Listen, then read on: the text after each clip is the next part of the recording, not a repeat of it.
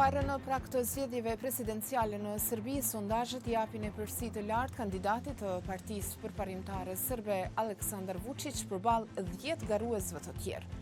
Nëse nuk ka befasi, kalimi i Vučićit nga posti i kryeministrit në ato të presidentit pritet të ndodhë qetësisht. Përshëndetje nga Praga të nderuar shikues, takohemi edhe në një edicion të ekspozes për të folur këtë herë për zgjedhjet presidenciale në Serbi, të cilat do të mbahen më 2 prill. E veçanta këtyre zgjedhjeve është populariteti i madh i Aleksandar Vučićit, aktualisht kryeministri i Serbisë. Agjencia e sondazheve Faktor Plus parashikon fitoren e tij që në rrethin e parë me më shumë se 53% të votave. Pas Vučićit radhitën Sasha Janković dhe Vuk Jeremić në mesin e 11 kandidatëve në total. Vučić, por edhe garuesit e tjerë, kanë premtuar rritjen e standardit të jetesës së qytetarëve dhe reforma ekonomike. Por cili është qëndrimi i tyre thënë kushtimisht për 5 pikat e nxehta në Serbi: Kosovën, gjenocidin në Bosnjë, Bashkimin Evropian, Rusinë dhe NATO-n. I shohim bashk disa përgjigje.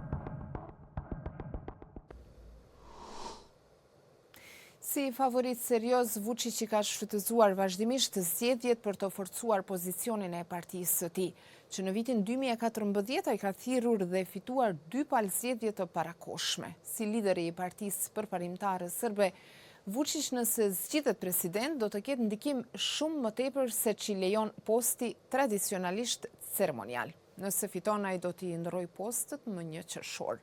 Pastaj do të mund të emërojë kryeministrin e ri, për të cilin ka thënë se duhet të jetë nga partia e presidentit. Koalicioni i Vučićit e ka shumicën në parlament dhe miratimi të nominuarit të tij është i sigurt. Në këtë mënyrë Vučić dhe partia e tij do të kenë kontroll mbi gjithë procesin legjislativ dhe qeverisës të Serbisë. E gjithë kjo ka bërë që disa analistë thonë se pluralizmi partijak në Serbi po shuhet. Sociologja Vesna Pešić ka folur për shërbimin e Ballkanit të radios Evropa e Lirë. Mi više ne možemo da držimo partijski pluralizam. Ne nuk mund të mbajmë pluralizmin partijak. Ne jemi shoqëri e dobësuar, ne jemi shoqëri pa kapacitet politik. Ne kemi dështuar aq shumë sa që kemi vetëm një parti hegemoniste, e cila ka pushtet absolut, dhe disa parti të vogla që janë nën presion të madh, që nuk kanë ajër dhe që unë mendoj se do të zhduken së shpejti. Edhe Vladimir Gligorov, profesor në Institutin e Vjenës për studime ekonomike ndërkombëtare, ka paralajmëruar se demokracia parlamentare në Serbi mund të shohë shpejt fundin.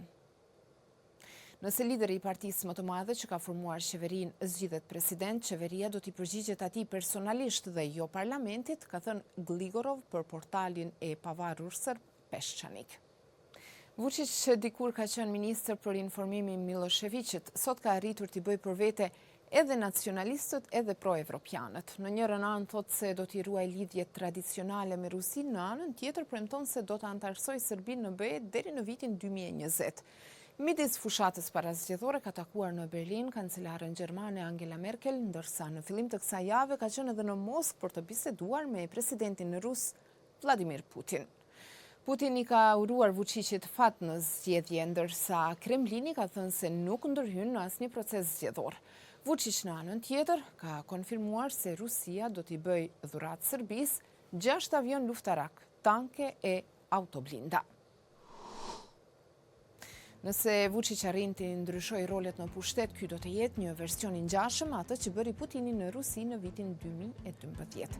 Shikues të nderuar, për më shumë rreth kësaj teme dhe të tjera na përcjellni në faqen tonë të internetit evropailir.org, si dhe në rrjetet sociale Facebook dhe Twitter.